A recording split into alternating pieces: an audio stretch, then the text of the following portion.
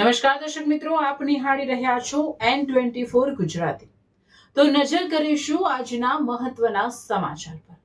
આંતરરાષ્ટ્રીય હીરા ઠગાઈનો પર્દાફાશ। યુએસ કંપનીના બોગસ બાયર બની 4.80 કરોડના હીરા પડાવનાર ગેંગનો મુખ્ય સૂત્રધાર નીતિન વડછક ઝડપાયો।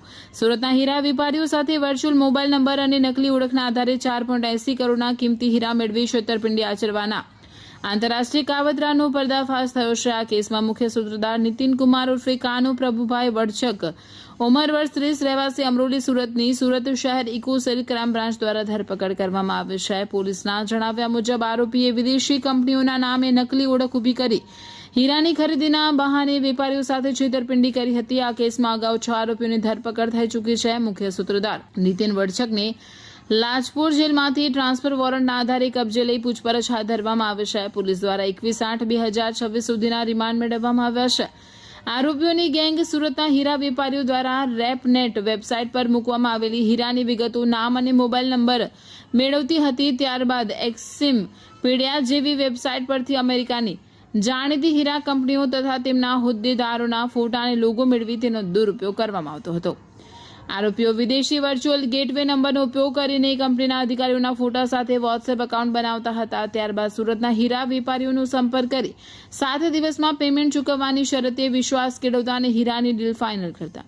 સોદો નક્કી થયા બાદ વેપારીઓ પાસેથી કિંમતી હીરા દુબઈ, હોંગકોંગ અને બેંકોક ખાતે મંગાવવામાં આવતા હતા। હીરાનો માલ બની ગયા બાદ આરોપીઓ વર્ચ્યુઅલ મોબાઈલ નંબર બંધ કરી દેતા અને વેપારીઓને પેમેન્ટ ચૂકવતા ન હતા।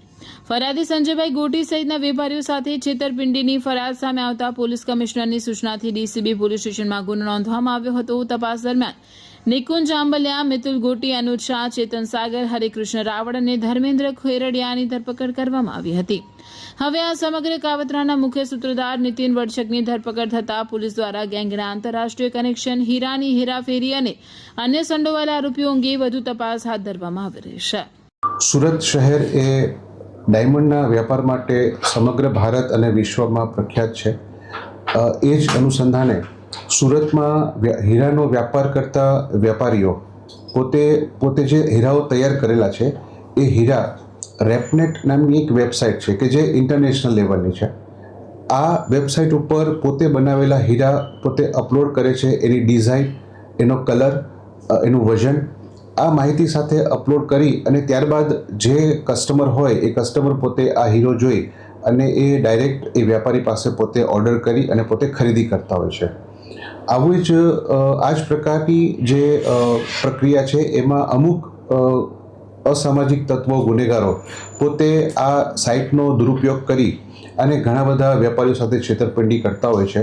એવો જ એક બનાવ ઓક્ટોબર 2025માં બનવા પામેલ હતો, જે અનુસંધાને ફરિયાદી શ્રી સંજયભાઈ ગોટીની ફરિયાદ લઈ અને જે તે સમયે આરોપીઓની ધરપકડ કરેલી હતી।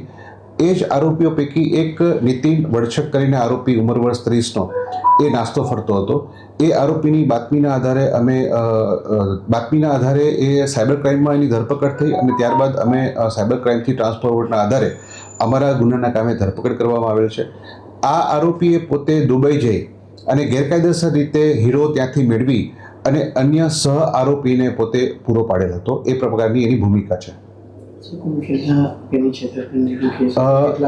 જ્યારે આ ફરિયાદ દાખલ કરવામાં આવી ત્યારે 4 કરોડ ઉપરાંતની ફરિયાદ દાખલ કરવામાં આવેલી હતી, જે પૈકી 4 કરોડના હીરા અમે કબજે કરી લીધેલ છે અને કુલ 7 આરોપીઓ વિરોધમાં ફરિયાદ દાખલ કરવામાં આવેલી હતી, જેમાંથી અમે 5 ઉપરાંત આરોપીઓની ધરપકડ કરી લીધેલી છે।